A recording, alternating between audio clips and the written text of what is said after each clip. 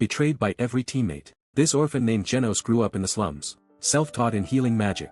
Genos caught the eye of Aston, who recruited him. He helped transform their weak squad into a powerhouse. Yet now he's been cast out. His teammates mock and curse him like he's a stray dog on the street. Aston, plotting to serve nobles and royals, doesn't want Genos' slum background tarnishing his image. He tosses a single gold coin at Genos, as if it's charity, calling it compensation. The next moment, the team's laughter rains down on Genos like a storm. These jerks have no idea that the trash they scorn will soon turn the tables. Before long, Genos will become the most sought-after man in the city. An elf girl, a lizard man, a werewolf, a beast man, a human warrior, all become Genos admirers. Even a 300-year-old undead queen joins the fray. Their obsession with him is so intense that they spark a massive battle with hundreds of fighters, all vying for the chance to marry him. Back to the present, an elf girl named Lily, kidnapped by human traffickers, is gravely wounded while escaping, freshly exiled. Genos passes by and uses Aston's gold coin to buy the dying Lily. With his healing magic, he instantly mends her fatal wounds. Growing up in the slums, Genos taught himself healing but lacks magical common sense. He doesn't realize his healing speed surpasses many high-tier healers. Later, Genos invites Lily to dinner. His earnings from Aston's team were meager, and after this meal, his savings are nearly gone. He starts worrying about how to make money. Then, a stroke of luck, a lizard man named Sand appears, his arm scorched by magic, his life at risk without treatment. Genos heals Sand in a flash. Grateful, Sand hands over a hefty payment. At that moment, Genos sees his future. He'll open a clinic to earn money and gratitude. In all his years with Aston, he never heard a single "thank you." In the end, they discarded him like garbage. Without a medical license, Genos can only operate in an abandoned house in the slums. He and Lily find the perfect spot, isolated, with no neighbors to snitch. Lily casts a basic illumination spell to light the place. She only knows simple magic but can assist Genos' clinic. Suddenly, an undead girl named Camilla appears on the stairs, launching attacks. Genos subdues her with his healing magic, revealing a skill he developed after Aston abandoned him in a labyrinth, countering undead.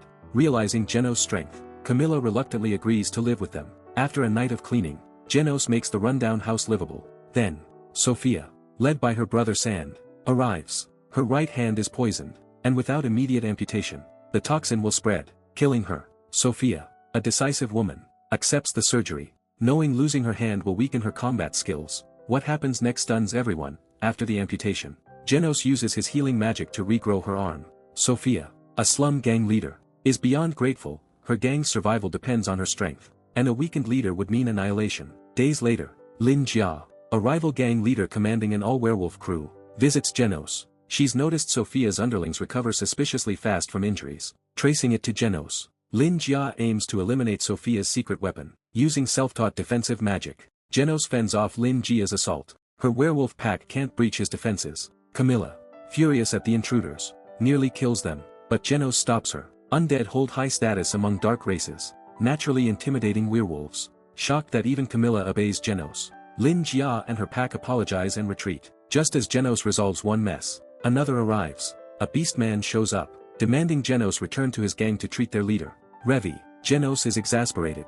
Lin Jia built a palace next door. Sophia keeps sending treasures. And now Revi, the third slum gang leader, enters the scene. 1 month into his clinic, Genos is entangled with all three Beastman gangs. At the Beastman gang's hideout, Genos discovers a magic stone inside Revi's body.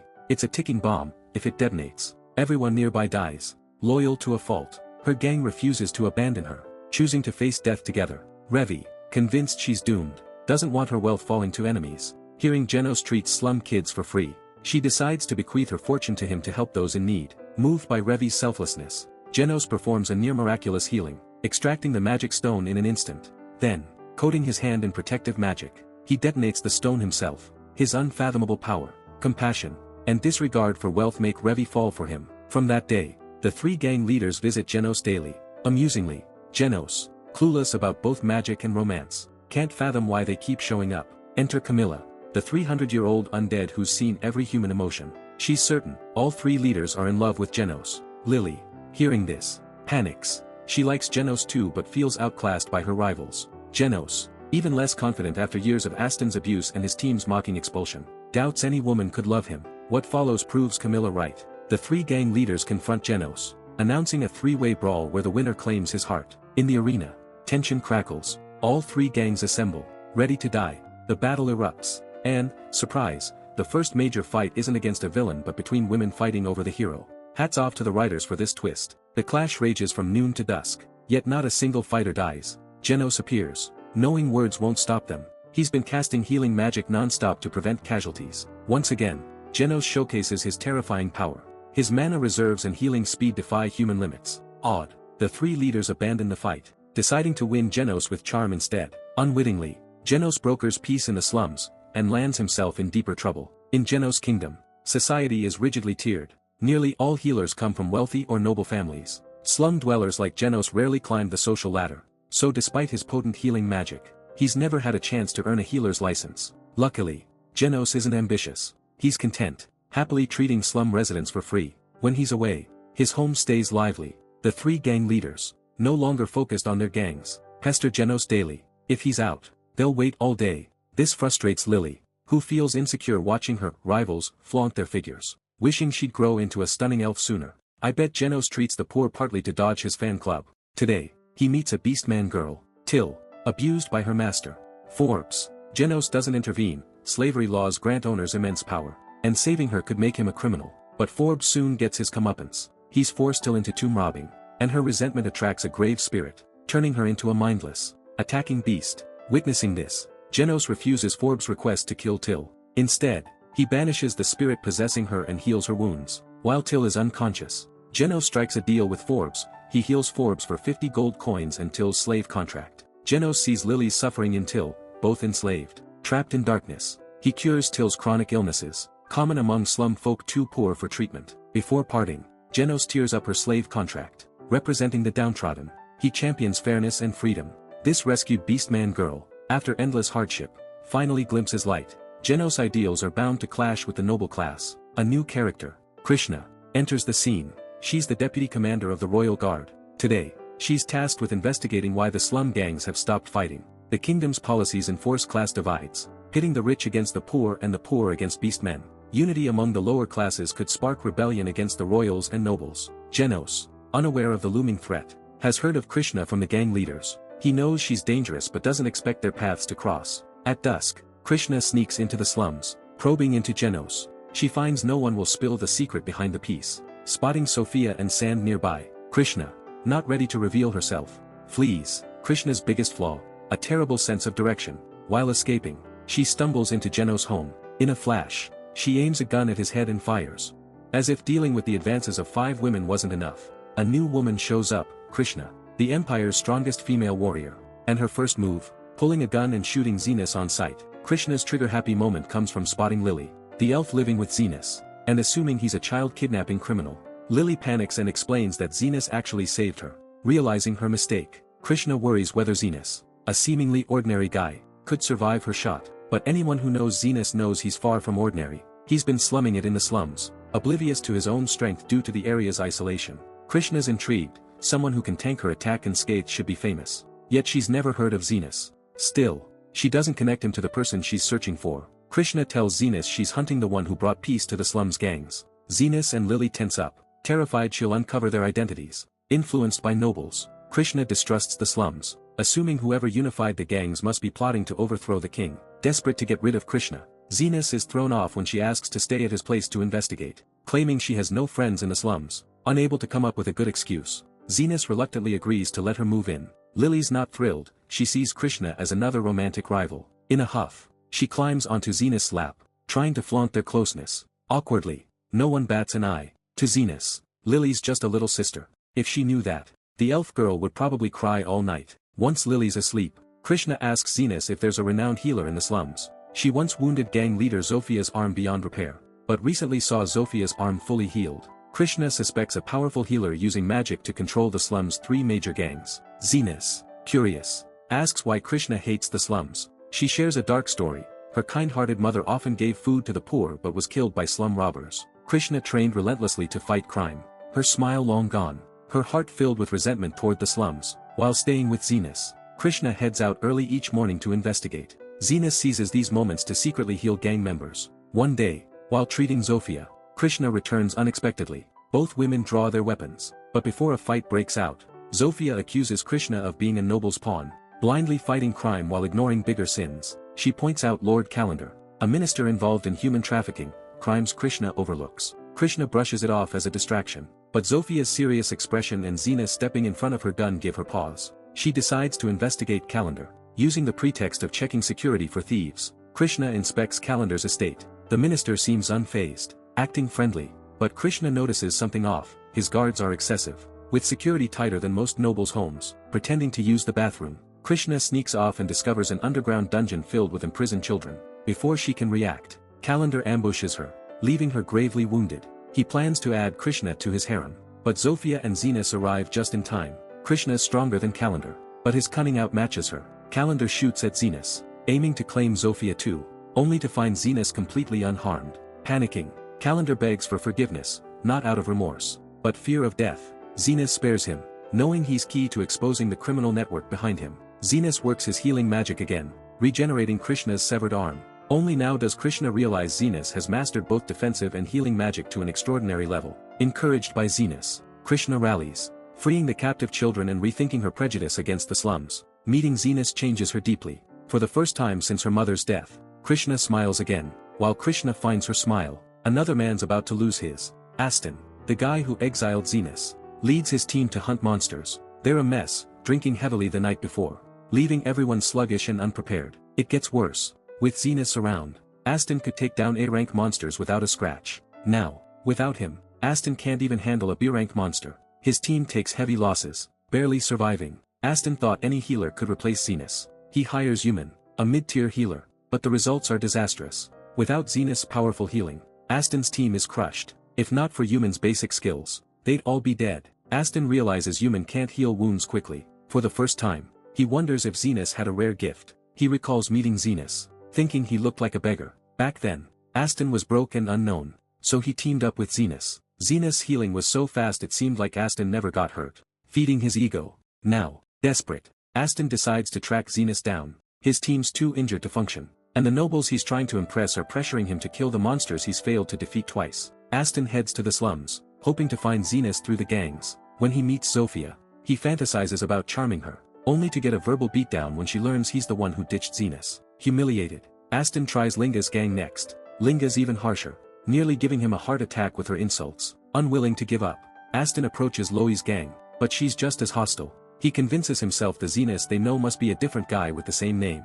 Then Aston spots Zenas passing by, confident he can recruit him. Aston stunned when Zenas flat out refuses. No one in their right mind would go back to that jerk. Aston, who's always looked down on Zenas, can't believe he's been rejected. Furious after multiple failed attempts to persuade Zenas, Aston plans to retaliate, but Krishna takes him down with a single shot. Knowing her strength, Aston flees immediately. The three gang leaders gather at Zenas' place, searching for Aston, but he's vanished. The best case scenario is that he's left town, but if he's joined a shady group, Zenas could be in trouble. Hiring an assassin costs a fortune, and everyone assumes Aston's broke. But Zofia reveals a mysterious figure has emerged in the underworld, taking jobs for free if the task suits him. Late at night, Zenas can't sleep. Lily tries to cheer him up but dozes off. Zenas isn't worried about revenge, he's just conflicted about seeing Aston again. To distract him, Carmilla chats about tech from 300 years ago, piquing Zenas' interest. It works, until a quake-like tremor shakes the ground. Carmilla flies up to scout, her face turning grim. A massive monster is rampaging through the slums. Slum residents flee in terror, crushed into pulp if caught under the monster's feet. Its body towers like a castle. Carmilla tells Zenas it was made with 300-year-old demonic tech, a craft of the demon race. But with the demon king long dead, she's baffled by who could wield this power now. No time to dig into the monster's origins. Zenas rallies the three gang leaders to evacuate the wounded. The gangs act more like a relief team, rushing to help. Zenas casts a mass healing spell, instantly curing the lightly injured. For the severely wounded, he heals them one by one. His anger rivals the betrayal he felt from Aston. Aston's return followed by this disaster is no coincidence. Meanwhile, the mysterious figure Zofia mentioned watches Zenas through binoculars. The monster is his creation, a test of Zenas' strength. He's shocked by Zenas' healing prowess, but healing alone isn't enough for the mystery man. Only if Zenas defeats his monster will the test be complete. Carmilla's stumped by the monster's existence. Creating it requires high-purity magic stones, mined to extinction during the human-demon war 300 years ago. With the demons gone, dark magic should be lost too. These mysteries won't be solved until the heroes catch the culprit. For now, their only goal is to stop the monster and end the chaos. Zenas buffs the three gang leaders with enhanced attack and defense, healing them instantly as they fight. With his support, they deal steady damage. Zenas notices the monster can self-repair but needs time to do so. He directs the team to focus fire on its legs. Then, a crisis. the monster collapses toward a young girl. At the last second, it shifts to protect her. Carmilla points out that monsters lack intelligence. Its actions suggest something's wrong. After analyzing with Carmilla, Zenas theorizes the monster is an experiment made from Aston. Years ago, Aston watched his sister die because he couldn't afford medicine, turning him greedy and cruel. The girl likely reminded him of her, briefly restoring his humanity to save her. The puzzle clicks, the monster is Aston. He hired the mysterious man to kill Zenas but was tricked into becoming a test subject. Implanted with an unstable magic stone, the experiment demands a simple-minded, resentful human, perfect for the mysterious man, who takes jobs for free to find suitable candidates. Now Zenas faces a dilemma. The obvious choice is to kill Aston, but Aston's act of saving the girl stirs pity in Zenas. Opting for a riskier path, Zenas operates on the monster's stone body like a surgeon, using magic to regenerate Aston's limbs while purging the magic stone. Zenas is determined to find the mastermind. Aston couldn't have made the monster or volunteered as a test subject. Plus, Zenas feels gratitude for Aston bringing him out of the slums years ago. These reasons drive Zenas to save him. Through Zenas' skill, Aston, who should have died, survives. Humbled, Aston realizes he's the real failure compared to Zenas. It was Zenas' healing that let their team slay high-rank monsters. Aston sincerely repents, finally seeing what a jerk he's been. Zenas says no apology is needed, he'll let his fists help Aston feel less guilty. With one punch, Zenas sends Aston flying, but it's not over. Aston's actions harmed the slums, so Krishna arrests him for prison and further atonement. Thinking he's lost everything, Aston is surprised when Krishna, at Zenas' request, returns a single gold coin to him. Tears stream down Aston's face, touched that Zenas still cares. After a long night, Zenas heads home, supported by his harem crew. The mysterious man slips away, plotting a bigger scheme for Zenas' future. Zenas, drained from his last battle, decides to take a day off to recharge. But his harem crew, each girl wanting some alone time with him, has other plans. They all suggest a trip to the hot springs, practically tripping over each other to make it happen. Carmilla, who's been around for 3 centuries and loves a good drama, tags along, ready to watch the chaos unfold. The moment they arrive at the hot springs, the competition kicks off. Even Krishna, the cool-headed one, gets caught up in the frenzy. Zenas, overwhelmed by the noisy rivalry, snaps and sends them all back to the women's bath to cool off. Lily's dying to have Zenas to herself but feels insecure about her figure. Carmilla picks up on this and gives her a pep talk, reminding her not to give up. Guys have all kinds of tastes. After all, after soaking in the springs, the group decides to grab some food to shake off the last bit of exhaustion. But with the harem together, it's no surprise the battle for Zenas' attention flares up again. Fed up, Zenas escapes to share a drink with Carmilla. He's always been curious about her past, but when she dodges the topic, he lets it go. That night, with Carmilla by his side, Zenas feels a rare moment of peace. Then, boom, a massive explosion shakes things up. Zenas and Uma stumble across the hot spring inn's owner, badly injured in a blast. Uma insists the guy needs urgent care at the Royal Hospital to save his hand. Zenas, though, he heals him in a flash, not even leaving a scar. Uma's stunned by this healing prowess and suspects Zenas might be a saint or a master healer. She immediately reports it to her mentor, Becker, since they're desperate for someone like him to help with a missing persons case at the Royal Hospital. Becker, based on Uma's description, thinks Zenas might be a long-lost friend and decides to meet him. When Becker tracks Zenas down, he fakes an illness to test Zenas' skills, and is blown away by his healing ability. Even if Zenas isn't his old friend, he's got the chops to help. Becker comes clean about who he is, and Zenas gets excited, especially since Becker knows his mysterious mentor. Becker makes a deal. If Zenas helps investigate the missing persons case at the Royal Hospital, he'll spill everything he knows about Zenas' mentor. With a deal struck, Zenas joins the Royal Hospital as a special research student, bringing Lily and Carmilla along for the ride. There, he learns about Fred, a guy who helped Becker develop groundbreaking medicines but vanished after working under Vice Director Goldran. Becker and Uma suspect Goldran's involved. Goldran's currently gunning to become the hospital's director, recruiting talent to build his loyal following. Becker and Uma's plan, get Zenas to shine academically to get close to Goldran. Zenas, clueless about his own potential, isn't sure he's up for it but promises to try. An opportunity soon pops up. Goldran sends students to a graveyard to clear out spirits, picking the best for his team. While others struggle to banish spirits one by one, Zenas wipes out a ton in just 5 seconds. But a kid named Crescent, desperate to secure his spot in Goldran's crew, steals credit for Zenas' feat. Big mistake. Their spirit-banishing stunt ticks off the Zombie King. Crescent, too proud to ask for help despite being no match, nearly gets chomped. Just in time, Zenas swoops in, saves him, and takes down the Zombie King like it's nothing. Zenas' stellar performance catches Goldran's eye, and he's invited to join the team. Crescent, who worked his butt off to become one of Goldran's followers, is green with envy, especially since Zenas got in so easily, even after saving his life. Still, he takes every chance to lecture Zenas like some know-it-all senior. Zenas doesn't care about the shade and asks Crescent about Fred. Turns out, Fred disappeared after attending one of Goldran's exclusive dinners. Becker urges Zenas to keep shining to score an invite to the next one and dig for more clues. One day, Crescent ropes Zenas into helping care for Goldrun's prized dog, thinking it'll earn him major brownie points. He's got big dreams of standing out among Goldrun's recruits. But those dreams crash when the dog gets hit by a carriage and is seriously hurt. Crescent tries multiple healing attempts, but nothing works. Zenas, on the other hand, heals the pup in a snap, leaving no trace of injury. Crescent starts to see Zenas in a new light. Not long after, Crescent comes back to Zenas, asking for his help with a super risky mission. Charlotte, the daughter of Lord Fennel, has a tumor on her face that needs treatment, but she's obsessed with her looks and terrified that surgery will leave a scar. Goldran, her doctor, is stumped on how to proceed. Then his secretary mentions that Goldrun's dog, injured in a carriage accident, was treated by Crescent and recovered perfectly, with its fur still glossy. So, Goldran ropes Crescent in to help with Charlotte's case. Crescent, desperate to impress Goldran, knows his skills aren't up to par. He begs Zenas for help. Zenas believes anyone needing treatment deserves the best care, so he agrees to step in.